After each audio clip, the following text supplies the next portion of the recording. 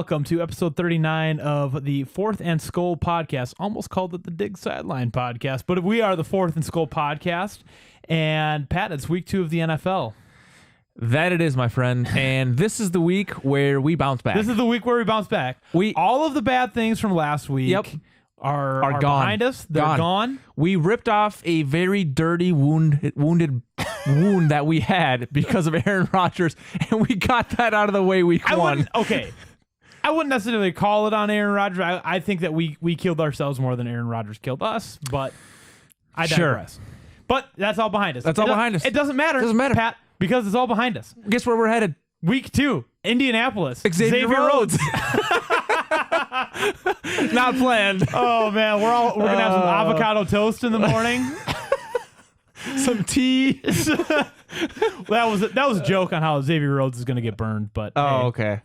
You should have said burned avocado toast. I wasn't sure. You went with avocado. I was like, I don't know. Fancy. I was just thinking of the meme with Xavier Rhodes and the burnt toast. Okay. That's all I was thinking. Thank you for clarifying. But you know what? I'm excited, Pat, because you're right. This is the week where we bounce back, and I'm super excited to start talking about it. But can we agree that if we blow this one, it's time to sound the alarms? It's time to sound the absolutely. I would agree, especially after watching the tape on Indianapolis. If we blow this one, it's time to sound the alarm. There are some things that we can expose. There are definitely some things that we can expose on the Colts, and I want to start talking about them. Go for it. Lead us off. So starting with the Colts offense, Pat, they just looked abysmal last week. Abysmal. Yes. They scored quite a few points.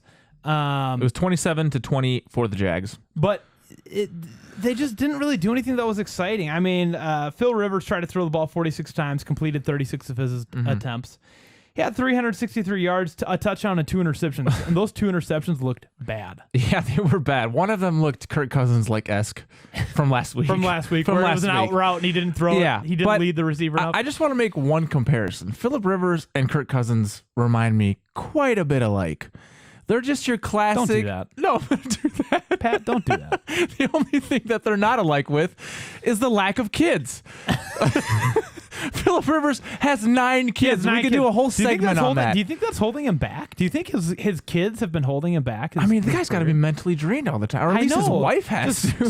Screaming kids running all over the place. Anyways, I'm getting ahead of myself here. But yeah, Phillip Rivers did have 363 yards. Yeah. But what I'm getting at is it's just like kind of a classic, like... That's how he's known for that. He's got 4,000-yard passer year after years. How he orchestrates himself. I don't know. I don't think that. I think his stat line is a little bit deceiving. So I have up here our fancy next gen stats. He completed 3.8 yards per catch. So every time his receivers caught the ball, it traveled on average 3.8 yards in the air.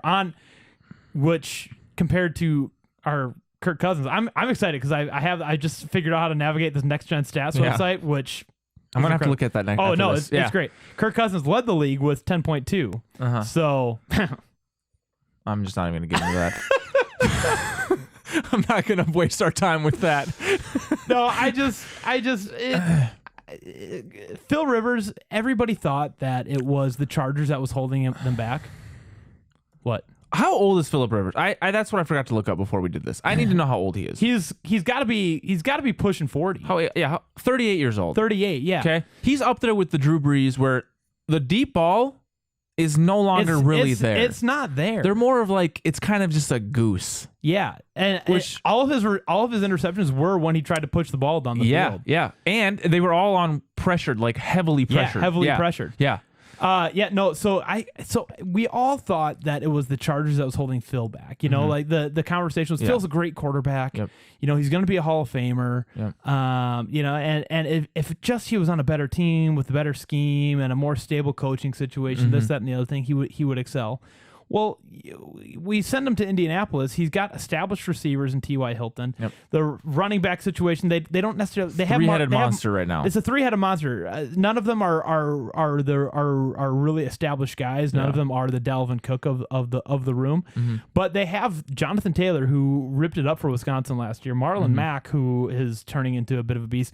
He got injured last week. But the running back that really shined for them this week was Nyheim Hines. He had a touchdown, both receiving and on the ground. But the thing about the running back situation, Pat, none of their running backs had 30 yards. No one of their running backs had 30. It was pretty yards evenly to their name. distributed. It was crazy. Well, so again, all asterisk by the fact that Marlon Mack got hurt. But Marlon Mack had 4 carries for 26 yards, and Naheem Hines had 7 for 28, and Jonathan Taylor had 9 for 22. Right. Phil Rivers had a run for 3 yards. Look at that. Okay. Oh, can I comment on that quick? Okay, we were watching the highlights or whatever. I got something in my eye. And I think the Colts had the audacity to run an RPO just for that play. Or maybe Phillip Rivers just thought he would fool the D end by pretending like he was going to keep it like some Cam Newton. It looked like it was called. And I was like, dude, you're not fooling anybody, buddy. That was pretty rich. Yeah. But yeah, there's just not really much to talk about the running back room. It seemed like they were getting stopped a lot, and they had to throw the ball in order to move it, but they weren't throwing it very effectively either. But I will say that the offensive line played pretty well. They did play for having pretty well. 3 separate running backs. They did open up the hole for 88 yards total. Yeah.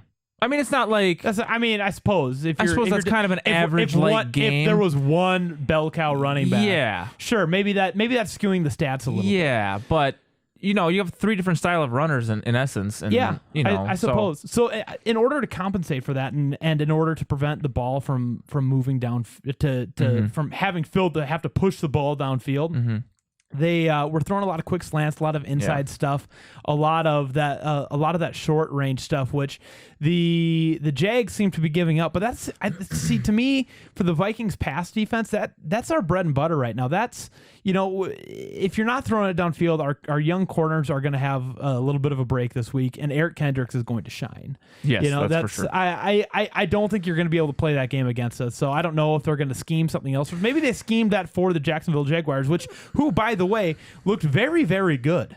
Like we all expected them to be tanking on purpose. Gardner Minshew.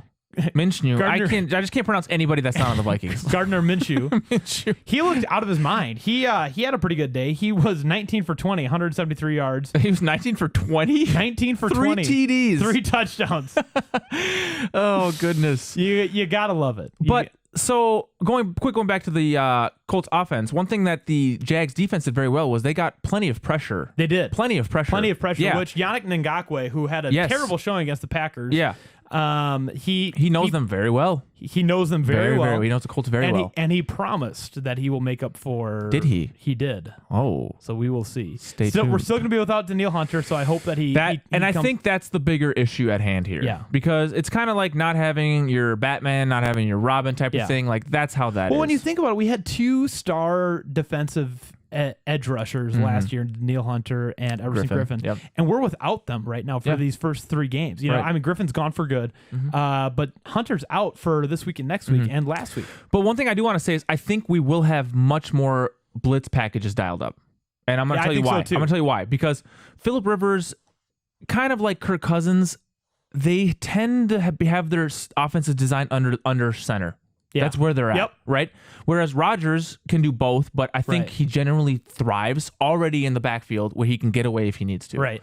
You know what I mean? Yeah. So it's tougher when you already got a quarterback who's in shotgun. You can't get that much pressure on him. You just can't. And it's difficult to blitz against a team like the Packers because you never know. Like they are stout at running back and they're stout in the receiver and core. They hold so damn well. Yeah, exactly. So they hold very, very well. And there's a whole video that Curtis would love to share with you, dude. That was so annoying. About how they just get away with it. Nobody's gonna call it anyway. It's so. I thought it would be much more informative. I thought it'd be more informative. It was literally him just saying. It was pretty. It was well done. It was very informative. Very well done. Up until the point where they said, and this is how the Packers do it. They just hold them. He just said that they hold very well. And it just doesn't get called. We'll post a link to the video in the comments here, but that was ridiculous in my opinion. So yeah, I think that the Colts offense is going to be much more manageable, and I think just by the sheer fact that it's week 2, I don't know how much blocking and tackling we were doing in camp with COVID and everything. Maybe we just chalked last week up into shaking the rust off, but at this point, if the rust isn't shaken off, we're gonna have some issues. But I think that this is the perfect. They wear blue uniforms. They look just like the blue dummies that we push around in camp. Yeah. So hopefully we can get. I do want to say though, kind of going back to what you said about his 3.8 yards for how distance that it was traveled. Yeah, 3.8 yards in the air. So on average. I think this is a perfect game for the cornerbacks to try and be a little more aggressive. Yeah. Because if the ball's not flying that far, they can try and stick like glue. Yeah. And kind of assume that we're going to see a lot more slants, which we did. There was a lot of dump offs to the running backs. Yeah. There was a lot of screens. That was all that they did against the Jags. See, I'm worried because I think we're going to be seeing a lot more of their 3 receiver sets. So they have somebody in the slot so that they can do some of those designed pick plays on those intermediate routes. And so what that means is if we're gonna be in the nickel, we're gonna be bringing in a third corner. I just don't know how that's gonna look. I don't know if we just put Eric Kendricks in that nickel slot or if we try to bring Mike Hughes in, but that's gonna be a recipe for a disaster. I personally have no problem with Hughes in the slot. Okay, I don't.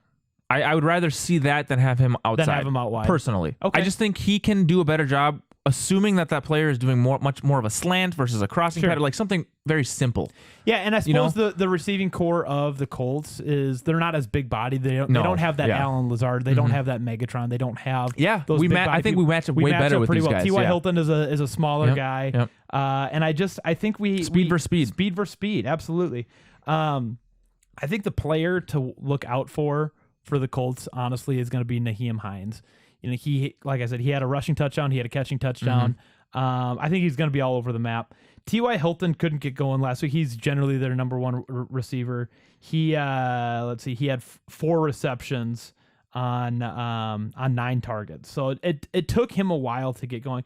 The other receiver that had 9 targets was Paris Campbell, and I'm not sure what his backstory is. I have no clue either. But before I forget, so going back to how I mentioned the dump offs to the running backs, Taylor had 6 receptions for 67 yards. Yeah. Hines had 8 receptions. Yeah. For 45 yards, and Mack had 3. So they supplement. I would like to know the percentage They supplement their run game by a lot of those were screens. Yeah. We saw a lot of screens. We saw a lot of checkdowns. We saw a lot of we saw a lot of designed running backs going out to the flat just to get that extra 3 yards for a first down to keep the sticks moving. And if anyone's going to keep that in check, it's going to be freaking Kendricks. That's his bread and butter. That's his bread and butter. To just lock down on the running back and just break up whatever it is as he's long doing. as Barr is not fiddling with pass coverage, God bless us all. Barr, there's a lot of things I love about Anthony Barr. His pass coverage is not one of them. I wish we could send him on more blitzes on the side, up the middle. Yes. That's where he thrives. Kendricks doesn't have the speed. Kendricks has the lateral speed, not the vertical straight up and down. I remember a play from Anthony Barr, and it was 3, 4, maybe even 5 years ago. We were in Atlanta, I remember specifically, and I don't know if it was Julio Jones. Somebody was breaking away for a touchdown. They had no one I know else. exactly what you're talking about. And Anthony Barr just comes up from behind and punches it out. He's got the vertical speed. But that's just it. It's like I haven't seen if he has that speed, why does he have such issue hanging in pass coverage? I think because the difference is all he has to do is you see QB, you get QB, right? Sure. That's all it is. Versus now he kind of has to shuffle his feet a little bit more. He's got to turn around. A little more technical. A little more technically not sound. Yeah, exactly. Yeah. Yep. Yeah, I just remember seeing that and thinking, wow, this I know what you're talking monster. about. Yeah, I remember that. And we got the ball back. Yeah, it was great. It went from Sam, touchdown what would we do without all this useless information in our brain? I know. I feel like Sean McVay over here remembering plays from however many years ago. It's crazy. Sean and I, we just will LeBron will break down the drinks. whole play too. Yeah, no, we'll discuss plays over cocktails. It's great. So I think that I think our defense has a real shot to bounce back against Indianapolis, and I think our offense has a shot to be pretty stout as well. I saw a lot of things that their defense did not do well. The thing that shined brightest for me was how poorly their run defense did. Now, granted, the Jacksonville rushing only had 91 yards on 23 rushes, so that doesn't sound all that great, but the plays that they broke away, it was bad. Yeah. They were like 10-yard pickups. 10-yard pickups here and there, yeah. James Robinson had a 12-yard. Gardner Minshew had an 11-yard run. There's opportunity for Cook to thrive. I saw a couple of plays where they would the Jaguars, I don't know, Robinson, I guess his name is, they would run in, the defense would do their job, they'd collapse the designed hole. But then Robinson would just bounce to the outside. And that's what Cook loves to do. Right. So on that note, though, what I did want to say, and I think I did say it, was it's tough to grade the first game because there was no preseason, there was no tackling. Like even the Vikings, the Vikings had some completely agree poor tackles. I completely agree. Eric Wilson, I remember, I think it was a check down to Williams or whoever the running back was, literally just like bounced off of him. I completely and they got agree. down to like the 2-yard line. No, I completely agree. But if they're going to be that focused on setting the edge, then the hole will be open. No, you know for what sure, I mean? for sure. Yeah. I think that we're seeing that as something that is exploitable. The other thing was the Jaguars had a lot of those. Same thing with the Colts. They had a lot of those. They had a lot of slants, that a lot of the short to mid range stuff. And I don't know if that's just how young Gardner Minshew is or what. But it was effective. Like I said, Minshew was 19 for 20. You know, and if that tells you anything, there was a lot of short stuff. So, high completion stuff. And so I think Justin Jefferson, with him being in the slot, he's going to have a big day. I think that this is Justin Jefferson's coming out party. But now I have a question, though. I almost wish Justin Jefferson could just be number 2. I want him to be more involved. Yeah. You know, we have this thing with the Vikings where our rookies don't contribute immediately, and I don't know why. I don't know if that's a Zimmer thing. Like the rookies got. They really don't. We got to give. You see, Treadwell didn't at all. And granted, I think that was a reason for that, but he's not in the league anymore. Sure, the Treadwell experiment's done. But none of our rookies ever really contribute right away. Bradbury did last year, I guess, but that was just out of pure need. But our skill, I suppose Cook did his. Well, he did, and then he tore his ACL. Yeah. Cook is different though, but yeah, I agree. It's just frustrating that our rookies never tend to contribute immediately like a lot of these other. And I think you would probably agree. I know there's something about sitting back and learning, but nothing beats actual experience. Well, not only that, when you're young and you're thriving and you're eager, and that's why I think I would love. And nothing against BZ Johnson or whoever else we could slip in there. I think BC's the number 2 guy right now. I think he is, chart. And like he didn't do much. And I don't know if that's on Kirk too. He was hurt quite a bit last year, but when he was in, he was in. But I don't know if that's on Kirk too, that he's just looking for Thielen because it's so comfortable knowing that you could close your eyes, throw the ball, and know he's going to catch it. I said Justin Jefferson is going to have a big day. Thielen is going to have a day. A second hot take by Sam. Against Xavier Rhodes? How did I forget? It's going to be Dude, yeah. I'm actually super excited about that. I'm so excited to see that matchup, and I don't know. Is Xavier Rhodes their number 1 guy? I have absolutely no idea. Is he their CB1? I don't know. No clue. But he got burned quite a few times. There was the one play. There was the one play though that I had sent you guys, and again, I don't want to completely put it on Rhodes because I kind of do, but I kind of don't. So like that play, I can put it in here and make myself have to do way more work than I really want to. You know what? I might do it. I might not. Well, stay tuned. Stay tuned. But no, it was a play. It was a out of shotgun, right? Right. There was I think it was three wide receivers, and it was a fake handoff, right? Play action. Yep. And Rhodes just completely bit on it. He bit on it hard. And he's not on the line either. He was 10 yards off the line. Yeah. He bit, and then the guy just ran a complete slant route all the way into the corner of the touchdown. He's wide open. It was, and I don't know if that was Rhodes' guy. I know that's where I'm confused too. But I think it was because I think the guy in front of Rhodes was on the running back, which is why I was confused that Rhodes bit on that as hard as he did. Anyways, we're just a couple guys. First week in town, trying to make a name for yourself, trying to prove that you still got it. Yeah. I mean, I don't want to crap on him and wish him not to do well. It's just incredible to me how far you can fall in such a short period of time. I think you and I will never fully understand that. No. He literally fell off the face of the earth. But for whatever reason, he has the body type of a cornerback that we just refuse to draft anymore. I know. That we just nuts. Crave. I want a Xavier Rhodes back. Like you said, I don't want to crap all over him, but you have it all. You have the physical. I want to go back to something you said when we were watching the recap there on quarterbacks, how you don't see that long, tall, non-mobile quarterback, right? That's trended in a different direction. Mannings. Let me take that a step further. In every field or position other than offensive line and defensive line, you are getting smaller. That's true. You just are. You're getting smaller and faster. That is where the league is headed. That's true. Even in the offensive line, you look at Ezra Cleveland, and he is a mobile tackle. Yeah. Do you think you'll ever see a Calvin Johnson ever again? Calvin Johnson, yes. I mean, because he was fast, but he was. You'll never see that kind of body type again, though. I'm saying he was fortunately fast for his size, but that's rare. True. That is rare. That is super rare. And I can't even think of a second example. But with the contracts in basketball the way they're going, maybe a Calvin Johnson body type chooses to go the basketball route. Yeah, exactly. And it's safer and healthier on your body. Exactly. I mean, yeah. And that's why Calvin Johnson got out of the league, which, by the way, Calvin Johnson, it's his first year he's eligible for the Hall of Fame. Same with Peyton Manning. He'll be a shoo-in. There's some good... Jared Allen, my man. Yes. I can't There's wait. Some good names. There's a lot of good names up in there. I would personally love to see Calvin Johnson get in there. I personally loved watching him. Yeah. Okay, how often can you find a guy that Stafford's throwing into triple coverage and he would come down with it? Him and Randy Moss. They're in a class of their own. Exactly. Yeah. They're just in a class of their own. But yeah, getting back to week 2 here, I think that there's enough to exploit in the Colts defense in order for the Vikings to become successful. I agree. And going back to what we had initially said, this is a game to bounce back on.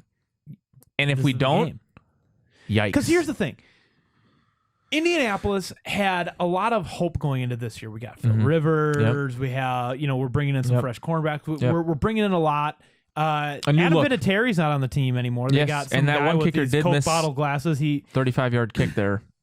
But what I'm getting at is that we didn't really know what we were going to get out of the Colts this year. Yeah. And as much as we can say, yes, it was week 1, I think we saw a pretty good sample of what the Colts are going to be. Right, I agree. They're a team that's not going to be able to push the ball down the field, but maybe, they'll have enough, they can scrap together enough to they had a really good 2-minute offense. And that's because they were... And hey, they did put up 20 points. You can't disregard that. No. You can't at all. You can't. No, I think that, but I think that we know who we're going to have for the 2020 Indianapolis Colts, and Spencer's going to hate me for that. But it's just know what, Spencer doesn't even listen to this. Oh well, screw that. Well, actually, he might listen to this episode. He might listen to this episode. And if you are, what? I hope he does.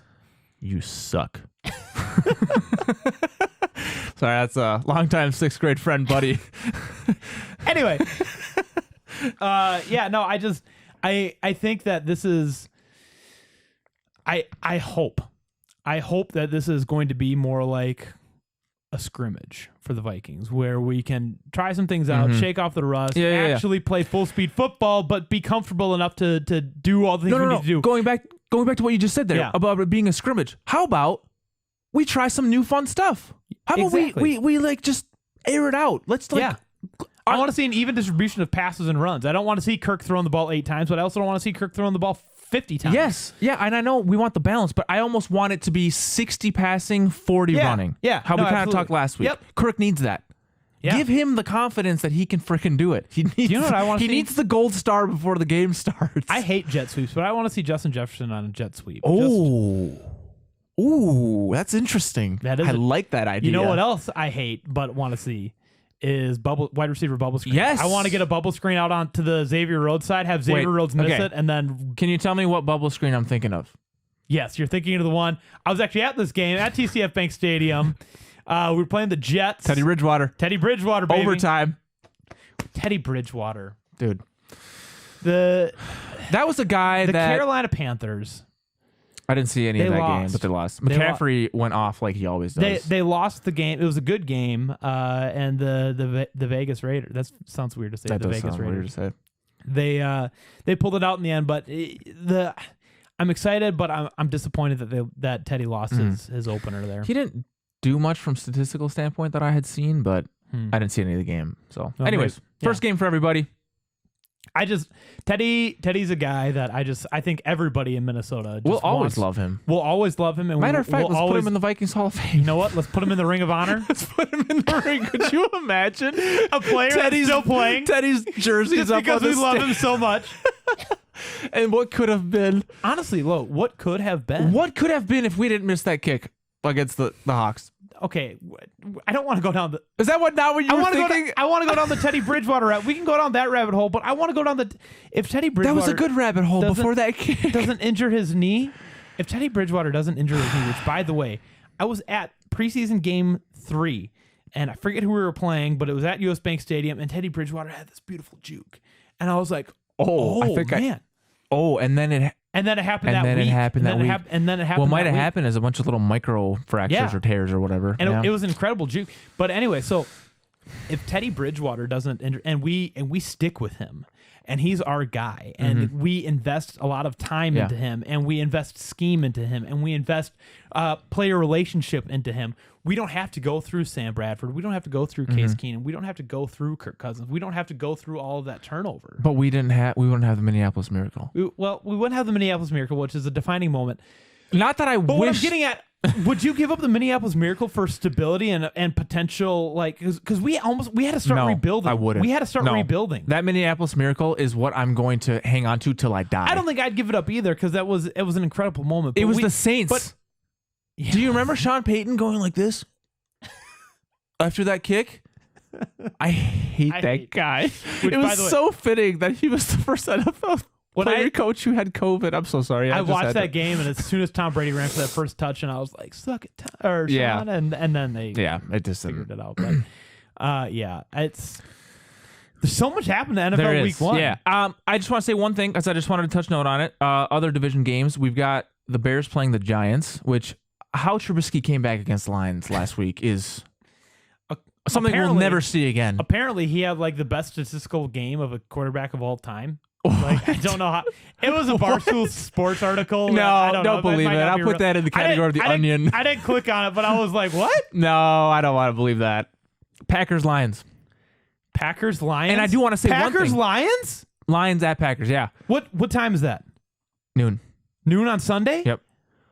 Oh. I want to say one thing. The Lions have always given the Packers trouble. They give everyone in the NFC North trouble. They do. But for some reason, they just find a way to lose a game in the fourth quarter. They always are. The Lions, honestly, they scare me. Dude, Adrian Peterson was running well. Yeah. I saw highlights. Dude, he was running very hard. Like, I saw flashbacks of like 4 or 5 years ago. People talk about Tom Brady and how, he's going to play till he's 45. That's amazing. Adrian Peterson is going to run until he's 40 years old. Yeah. How old is Frank Gore? Frank Gore's still in the league. Is he still on the Bills?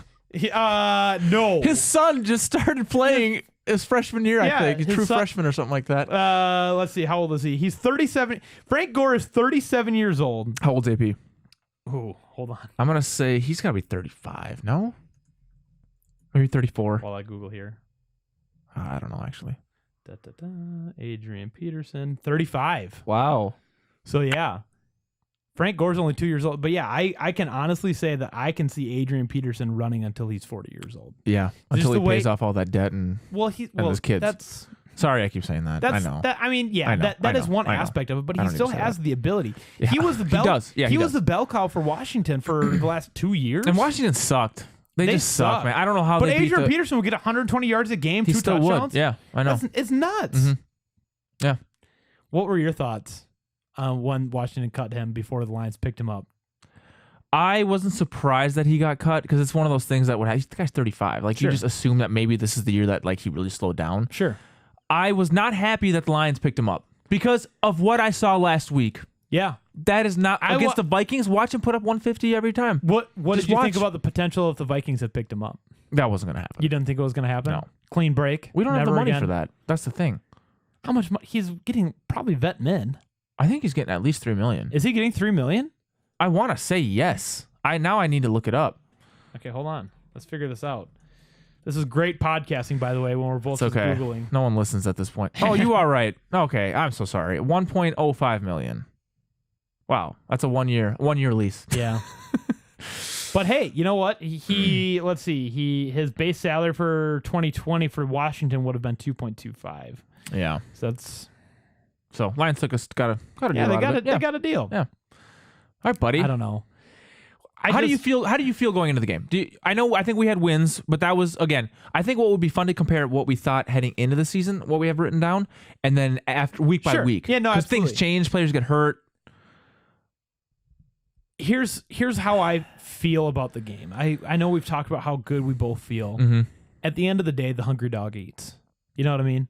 We're both coming off a loss, so we're both hungry, but who's more embarrassed about their loss last week? Yeah. We lost to the Packers, a very good team. It's easy to say, but they're also division rival. But Indianapolis is in the same boat. But the Jaguars were supposed to be a team that was tanking on purpose.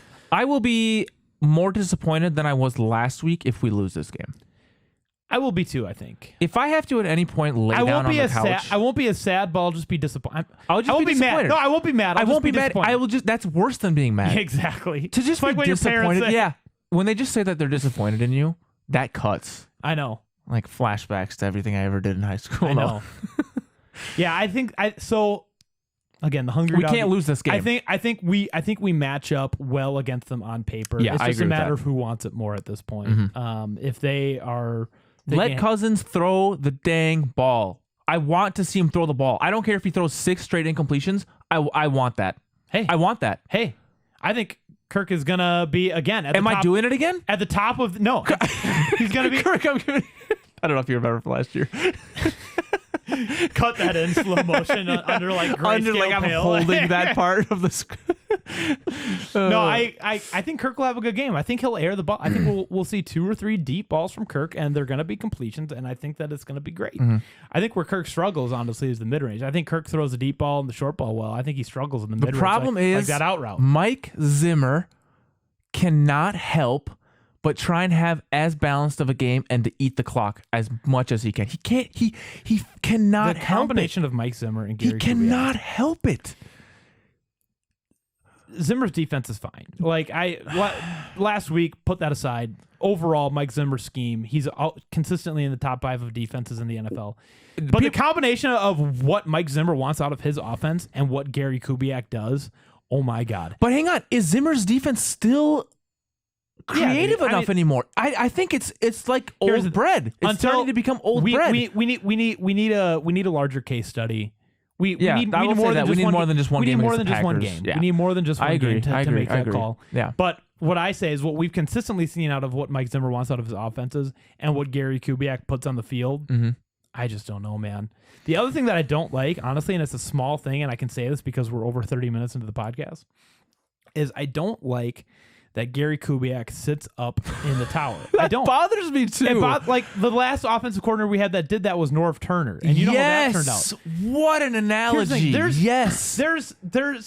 is something to be said. I'm going to get this microphone closer to my mouth because there is something to be said about an offensive coordinator, the person who's calling your plays, being in the trenches, feeling it, hearing the crowd noise, not just sitting up there where you're not getting rained on, you have your little cup of coffee. Yeah.